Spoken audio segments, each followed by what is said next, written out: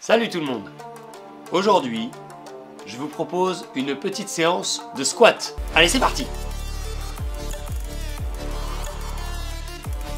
Allez, allez, on lâche pas. On fait des squats, on en fait 50 comme ça. Et 1, et 2, non je déconne. Aujourd'hui, on va s'intéresser au Drasena Shinto, que voici, qui est dans le même pot que mon Drasena Sanderiana. J'avais déjà fait une petite vidéo sur celui-là, le fameux Lucky Bamboo qui porte pas chance, puis la canne chinoise qui est pas chinoise. Hein? Dans la catégorie je déconstruis les mythes, on va continuer aujourd'hui. 2 plantes, 2 mythes, un pot, on continue.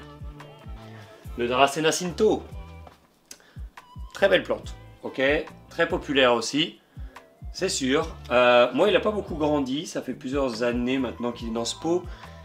Les Drasena là, ils s'adaptent vraiment bien à la luminosité qu'on leur donne. Le seul truc c'est que plus ils sont à l'ombre, moins ils vont grandir. En soi ça va pas trop les affecter, c'est juste qu'ils vont pas vraiment croître quoi. Puis moi il est quand même dans une belle mi-ombre depuis un bout de temps, ce qui fait qu'il grandit pas tant que ça.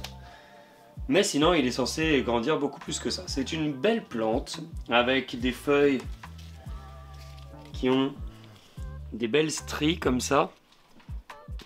Un beau panaché.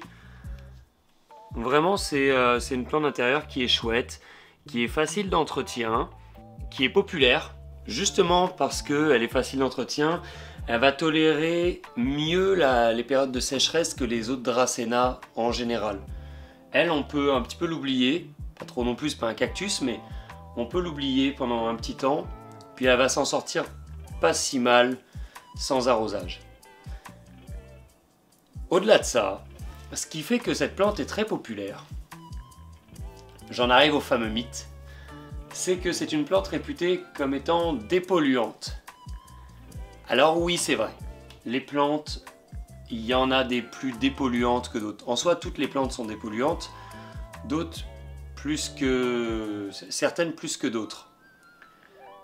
En fait, pour la petite histoire de la dépollution des plantes dans nos aires intérieures, c'est la NASA qui a commencé à faire des recherches là-dessus, dans les années 80 en gros, puis elle a affirmé que les plantes avaient un pouvoir dépolluant dans l'air dans lequel on vivait, dans un intérieur.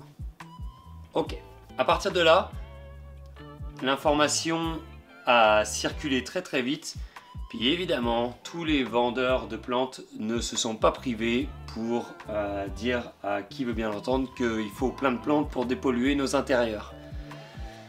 On a peut-être un petit peu amplifié le phénomène, disons. Quelques années plus tard, en 2004, il y a un programme de recherche français qui s'appelle FITER qui a repris ces études-là de façon un peu plus pointue. Ils ont fait plein d'expériences avec différentes plantes dans différentes pièces, une pièce grande comme ça, une pièce grande comme ça, une pièce avec tant de pollution dans l'air, une pièce avec moins de pollution dans l'air, etc., etc. Donc c'est un petit peu dur de donner des chiffres exacts vu qu'il y a eu 36 000 expériences. Mais grosso modo, ce qu'il en est ressorti, c'est que, alors oui, les plantes sont bel et bien dépolluantes, certaines plus que d'autres, mais en soi, dans tous les cas, il faudrait qu'on ait une véritable mini-jungle intérieure. Puis surtout, les plantes en pot ne fonctionnent pas tant que ça pour dépolluer nos intérieurs. Il faudrait qu'on ait une jungle en pleine terre. Autrement dit, il faudrait qu'on ne vive pas en intérieur, quoi. Disons-le comme ça. Donc les plantes en pot ne fonctionnent pas tant que ça pour dépolluer l'air, à moins d'en avoir vraiment 15 000. Alors, il y a d'autres moyens que d'avoir 10 000 plantes chez soi pour dépolluer l'air.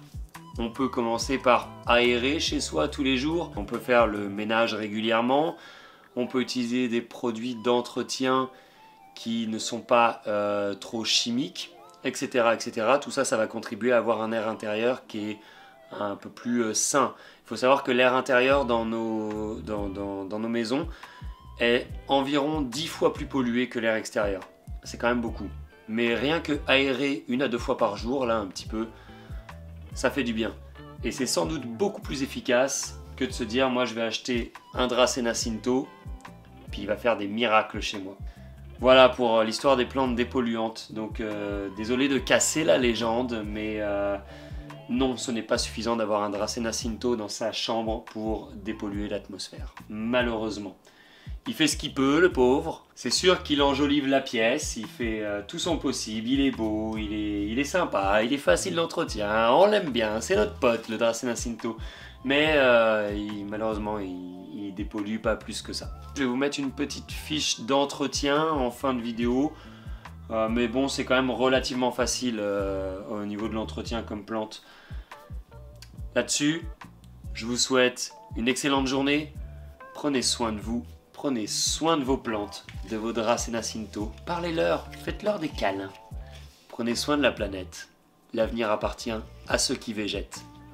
Bye!